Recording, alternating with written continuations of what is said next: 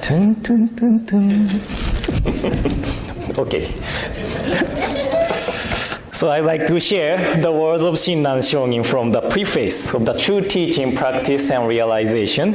And this is on page 117 of Collected Works of Shinran. So please join me in Gassho. Please put your palms together. In the term, true disciple of Buddha, true contrasts with false and provisional. Disciple indicates a disciple of Shakyamuni and the other Buddhas. This expression refers to the practitioner who has realized the diamond-like heart and mind. Through this Shinjin and practice, one will without fail transcend and realize great nirvana. Hence, one is called true disciple of Buddha. Namo Amida Butsu. Namo Amida Butsu. Namo Amida Butsu. Namanda Butsu. Namanda Butsu. Good morning, everyone, and welcome to today's service. I started as the resident minister of Oregon Buddhist Temple on June 1st, 2017. So it has been a year. Yeah. But I feel like I'm here more than a year. And on Memorial Day, we visited the Road City Cemetery, and Reverend Shoji Wakabayashi's grave is there. And Reverend Wakabayashi is the founding minister of Oregon Buddhist Temple. He came to the United States on 1904, right? 1903? 1903, and passed away at the age of 36. And he passed away really young, but I was surprised to find out his day of passing is July 8th. That is my birthday. So I don't believe in destiny or fate, but I felt more connection to Reverend Wakabayashi and Oregon Buddhist Temple. So I hope I am able to stay here as long as we can. I mean, as long as I can and my family can. That depends on you. Maybe it depends on Bishop. If Bishop is watching, I have to say, I want to stay here, okay? So, anyway, recently I hear some questions regarding Buddhist name. And sometimes people misunderstand Buddhist name as the name we receive when we pass away. So today, I'd like to clarify what the Buddhist name is and how and why we receive it, okay? And according to Vinaya, religious precepts, if the one decide to become a monk, the one needed to find a teacher among Sangha. And once the person found a teacher, they go to the front of the monk, kneel down, and recite Tisarana, 3 refuges, for 3 times. So that is on page, isn't it page 5? The Vandana and Tisarana we used to chant, or we used to recite. Yeah, page 5 of Purple Service book. And why 3 times? And according to the explanation quoted from Buddhism Explained on page 5 of Shin Service book, they are repeated 3 times in Pali. Pali is a language, ancient language of Sri Lanka, to make certain that those repeating them are fully mindful of what they are doing. In addition, while repeating them, upon the first repetition, one think of going for refuge with one's mind. Upon the second, with one's speech. And while repeating them the 3rd time, one goes for refuge with one's body. These 3, mind, speech, and body, being the doors of action of a human being, including as they do all his action, all must go for refuge to the triple gem. Triple gem is three treasures, same thing. So this explanation makes sense, but also it was a tradition to repeat the motion at the meeting for 3 times in India or Sangha. So if there are no objection, the motion passes or motion carries. So strictly saying, there are background check of the person, and the person needs approval of the Sangha members to become a monk at the meeting. So there are many steps to become a monk. But once the one becomes a monk, they stick with the teacher almost all day long or all of their life. So the relationship between teacher and the student monk is really tight. So I don't know if he was influenced by this tradition or not, but when the Buddhism came into China, it was a tradition to receive a character from teacher's name.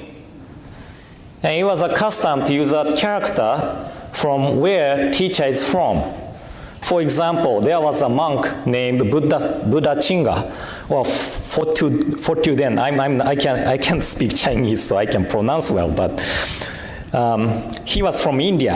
And India was expressed with a character, Z. So his disciple used Z as family name. A monk named Dawan from 4th century. He was one of the disciples of Buddha Chinga. So he could name himself as Zu Dawan. But he thought, teacher should be respected. Teacher should be respected, but no teacher is more noble than Shakyamuni Buddha. So he decided to use Shaku. Shaku in Japanese, Shi in Chinese. So he started to use this character as family name.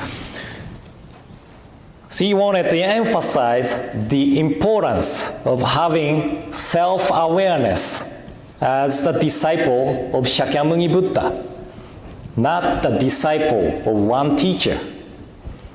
So gradually, his idea was adopted among Buddhists, and we are still following the tradition of using Shaku as family name. When I received ordination 22 years ago, I received Buddhist name, Shaku Yuki. I use same character here. So my name and Buddhist name is same, but Shaku comes first, so Shaku Yuki. I wanted to have different name, like cool name, but I couldn't choose it. So. Yesterday I was on the panel discussion at the Buddhist Day festival in the park. The person right next to me was a lay teacher from Dharma Rain Zen Center. His name was Gyoshi. That's cool name, isn't it, Gyoshi? So I wanted to have some kind of cool name. But anyway, so when we think about the meaning of Buddhist name, self-awareness Buddhist, self-awareness as Buddhist, it is not the name we receive when we pass away, is it? I might have shared this story with you before, but here's a story about Zen monk, Ikkyu Sojun. He's a really famous Zen monk. Once he was invited to the funeral for a man. His wife asked him to chant sutra for him. Then Ikkyu Sojun said, "Do you want me to chant for him?" And she said, "Yes, for him, please." Then Ikkyu Sojun got close to the man, sat down, and hit his head and said, yes, he's certainly dead.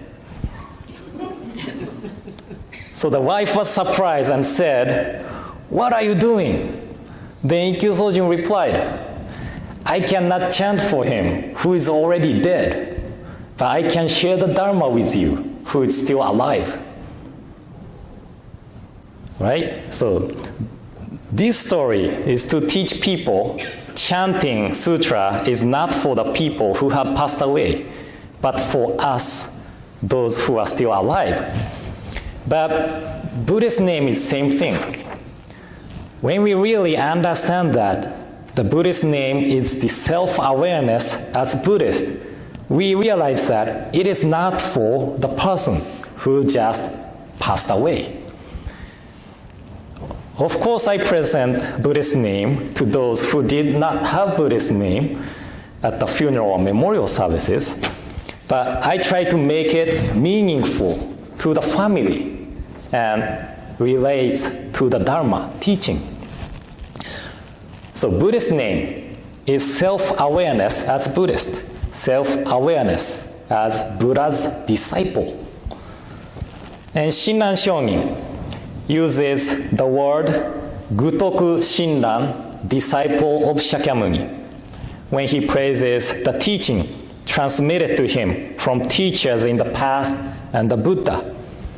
But when he reflects on himself, he dropped the word disciple of Shakyamuni. For example, page 125 of Collected Works of Shinran, Shinran Shonin said, I know truly how grievous it is that I, Gutoku Shinran, am sinking in an immense ocean of desires and attachments, and am lost in vast mountains of fame and advantage, so that I rejoice not at all at entering the stage of the truly settled, and feel no happiness at coming nearer the realization of true enlightenment. How ugly it is, how wretched. So when he reflected on himself, he probably had mental conflict, thinking like, am I really able to call myself a disciple of Shakyamuni Buddha? However, Amida Buddha established the vow to grasp and never abandon because of our foolish nature.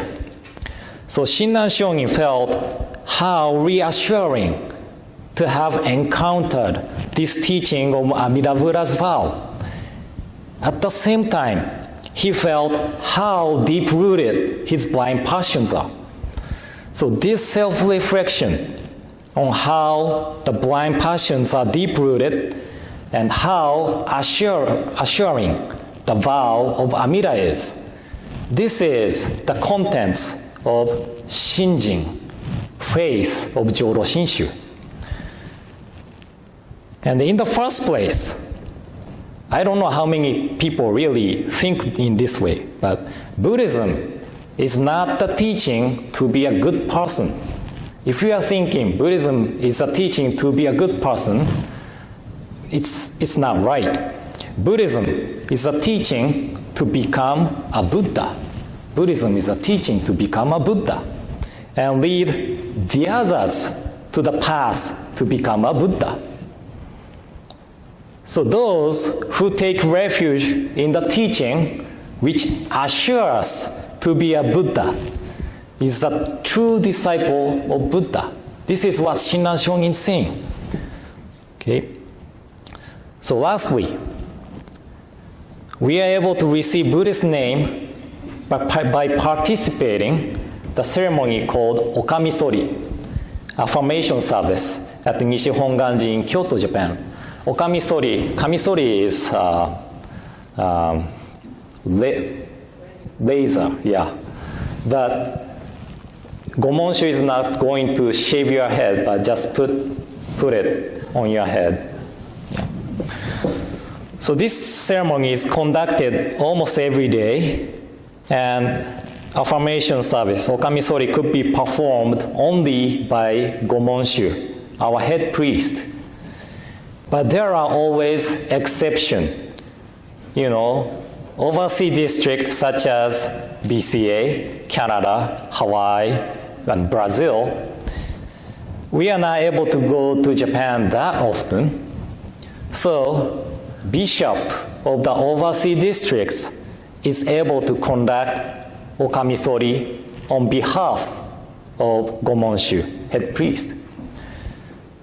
So, if you are really considering yourself as Buddhist, I strongly recommend to receive Buddhist name while alive, to have self-awareness as Buddhist and self-awareness as Buddha's disciple.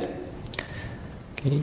So today's talk was more informative rather than meaningful, probably, but I hope this helped to understand what Buddhist name is and why and how we receive the Buddhist name. Okay, so thank you all for coming today.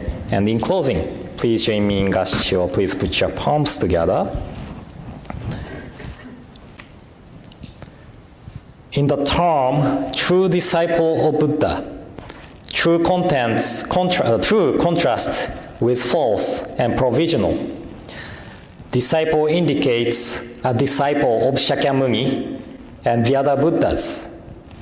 This expression refers to the practicer who has realized the diamond-like heart and mind.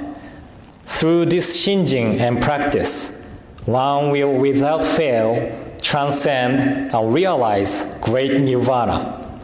Hence, one is called true disciple of Buddha. Namo Amida Butsu. Namo Amida Butsu. Namo Amida Butsu. Namanda Butsu. Namanda.